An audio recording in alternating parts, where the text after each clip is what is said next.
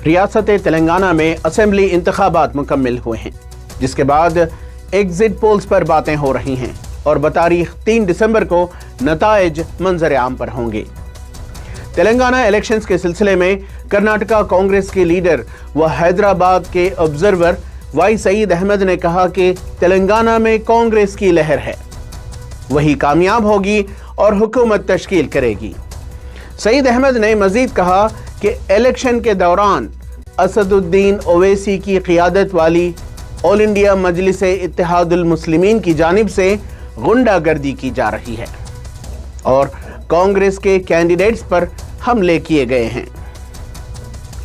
कांग्रेस की लहर पूरे तेलंगाना में चल रही है और जो भारत जोड़ो की यात्रा राहुल जी ने की और मल्लिकार्जुन खड़गे साहब को जो एआईसीसी का सदर बनाया गया, उनका भी इफ़ेक्ट है और राहुल जी को लोग वहाँ पसंद करने लगे हैं और साथ में जो रेवंत रेड्डी को वहाँ के पीसीसी का प्रेसिडेंट बनाया गया, उनकी लीडरशिप का भी बहुत ज़्यादा असर है। और तेलंगाना में हमारे सर्वे के मुताबिक 68 to 70 सीट्स जीत सकते हैं। और जहाँ तक कि हैदराबाद पार्लियामेंट की बात है, वहाँ पे एमआईएम की दादागिरी बहुत चलती है और पोलिंग के दौरान 30 तारीख के दिन, दैट इज़ कल चार मीनार के कैंडिडेट मुजीबुल्लाह शरीफ के ऊपर हमला हुआ और वो अस्पताल में है, कोमा में थे। उनका लड़के को भी मारा गया था और वो भी कोमा में है। इस तरह की दादागिरी वहाँ पे चलती है। और मलकपेट कॉन्स्टिट्यूंसी से, जहाँ से बहुत ही स्ट्रॉन्ग कैंडिडेट हमारे अकबर शेख, उनके ऊपर भी अटैक करने की कोशिश की गई मगर लोगों ने उनको बचा लिया। और वहाँ पे जब पोलिंग ख़त्म हो गई तो अनाउंस किया गया कि 36% पोलिंग है, अब अनाउंस कर रहे हैं कि 46% पोलिंग हुई। ये कैसे हो सकता है? इसके बारे में इंक्वायरी होना चाहिए।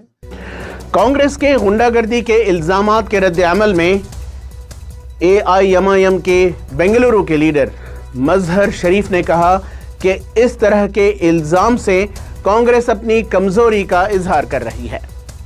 उन्होंने कहा कि कांग्रेस का ये इल्ज़ाम इलेक्शन कमीशन व लॉ एंड ऑर्डर पर सवाल उठा रहा है।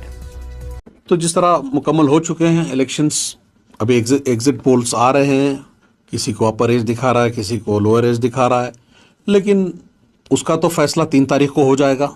हमें कोई उसमें अभी बहुत जल्दी होगा, अगर कुछ कहेंगे उस बारे में तो बहुत जल्दी हो जाएगी। तो 3 तारीख का इंतज़ार करते हैं इंशाल्लाह। रही दूसरी बात, जिस तरह की आपने सवाल किया कि एमआईएम की नामपल्ली सीट में कुछ फसाद हुए, देखिए ये जो इल्ज़ाम है हमेशा से लगाते आए हैं लोग, और कांग्रेस जहां कमज़ोर पड़ती है वो वहां पर फौरी तौर पर वो मजलिस इत्तेहादुल मुस्लिमीन के ऊपर इल्ज़ाम लगाना शुरू करती है।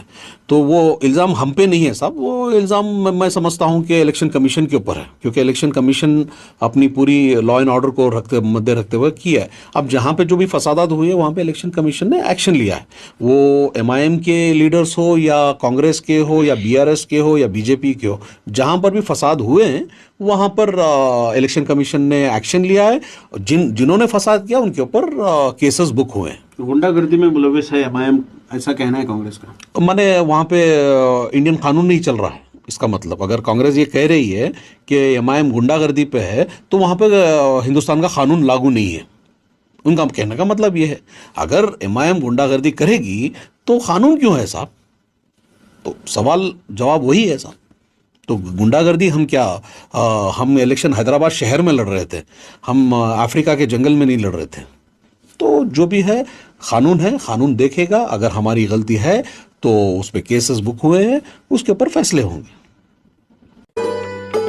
ईटीवी भारत के लिए बेंगलोर से रफीक जब्बार की रिपोर्ट।